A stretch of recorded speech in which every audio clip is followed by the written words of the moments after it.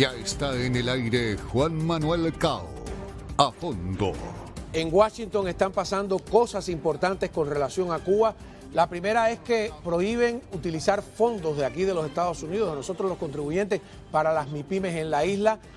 Y por otra parte están otorgando fondos para programas de tecnología abierta, con lo que se pudiera romper el bloqueo a Internet que implementa selectivamente el régimen de La Habana. De igual manera se recuperan, seguimos hablando de fondos en sentidos diferentes para Radio y TV Martí en este caso. Así que hablaremos de todo ello enseguida, pero quiero recordarles que también están pasando cosas en La Habana muy interesantes, y en Venezuela hay una extraña reunión con Cuba. Muy buenas noches a todos ustedes, bienvenidos a Fondo.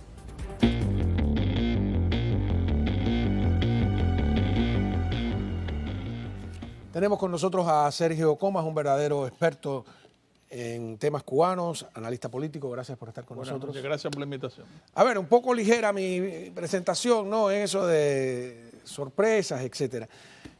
Vamos a empezar con las declaraciones de Mario Díaz Balart sobre las MIPYMES. Mario Díaz Balart, hay que recordar antes de escucharlo, que tiene un puesto muy importante en el Congreso, porque él es el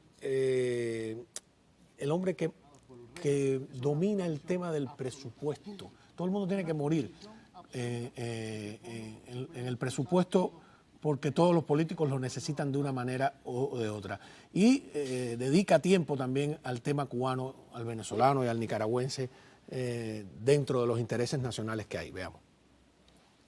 Una prohibición absoluta de que fondos se puedan utilizar, fondos del contribuyente, del gobierno de los Estados Unidos, para invertir en los llamados MIPYMES, que son seleccionados por el régimen. Eso es una prohibición absoluta, punto. Dice, bueno, dos cosas: prohibición absoluta, y que el régimen de La Habana selecciona quienes reciban. Es que es increíble que a veces nos enteramos que se enviaba ayuda de este tipo a... Bueno, lo que ocurre es, y el periodista gallego que vive en México le puso por Twitter a Díaz Balart una acotación pidiéndole que le aclare si entonces esto significa que la especie de concurso que se ha abierto en la Embajada de Estados Unidos en La Habana se mantiene, donde se han designado por oposición unos $400,000 para emprendedores que pudieran llegar en la asignación hasta 150,000 y no menos de 50,000. Es decir, que entre 4 o 5 empresas cubanas que no estuvieran afiliadas, me imagino, al gobierno, pudieran optar por eso.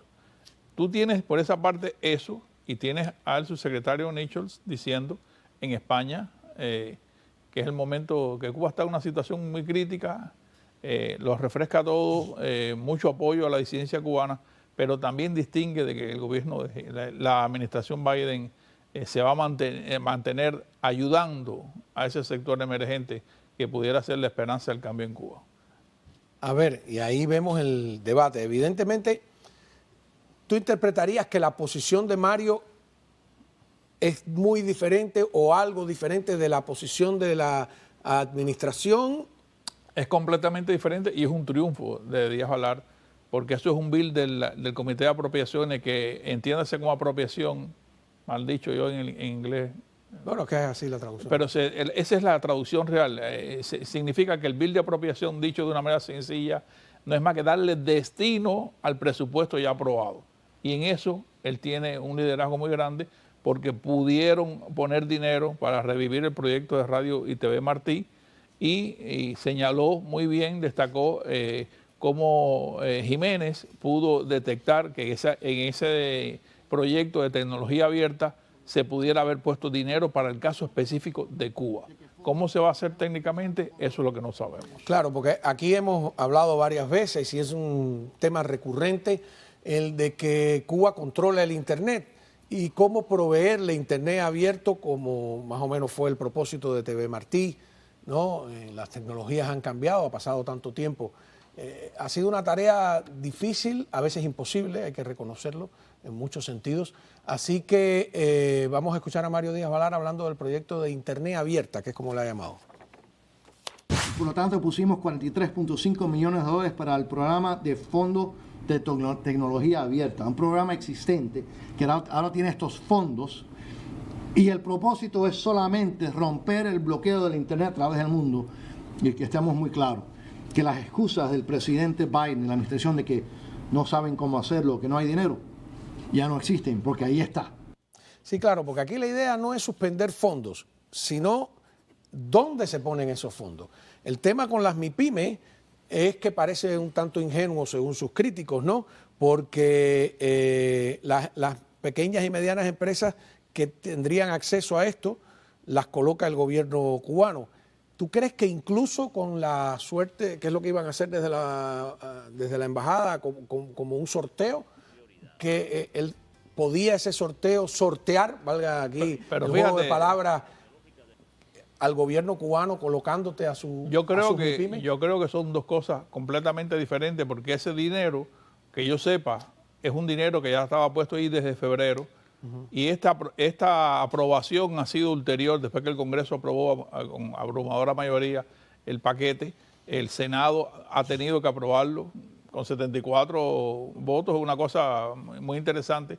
Sin embargo, lo que está diciendo Valar es que del dinero del gobierno, de ese presupuesto 2024, no se va a poner dinero para el movimiento de las MIPYME. Y te recuerdo que la primera persona que trató de distinguir entre las MIPYMEs de emprendedores realmente no vinculados con el gobierno y las llamadas MIPYMEs caballos de Troya, lo hizo John Cavoli, presidente del Consejo Cubano Estados Unidos-Cuba, que estuvo yo me imagino que muy frustrado, porque fue la primera persona a la que el Departamento del Tesoro le aprobó una licencia para invertir en Cuba $25,000 en una MIPYME, vamos a decir, en un emprendedor privado. Nunca Cuba le dio el permiso. Y él es el que hizo esa propuesta. Él se dio cuenta de que Cuba se había tomado demasiado tiempo porque quería organizar su ficha y vestirse, transmutarse en un movimiento como si fuera estructural, que ha sido este cosmético de las MIPYME, donde realmente se han colado una serie de personas. Y acoto, otra de las personas que ha criticado a Valar ha sido el excongresista Joe García, que ha puesto en Twitter que es injusto, que no tiene sentido, que es discriminatorio, bla, bla, bla, bla. Pero todos sabemos que García fue quien trajo esa delegación cubana aquí, donde había prominentes elementos. Él cree que los trajo. Sí.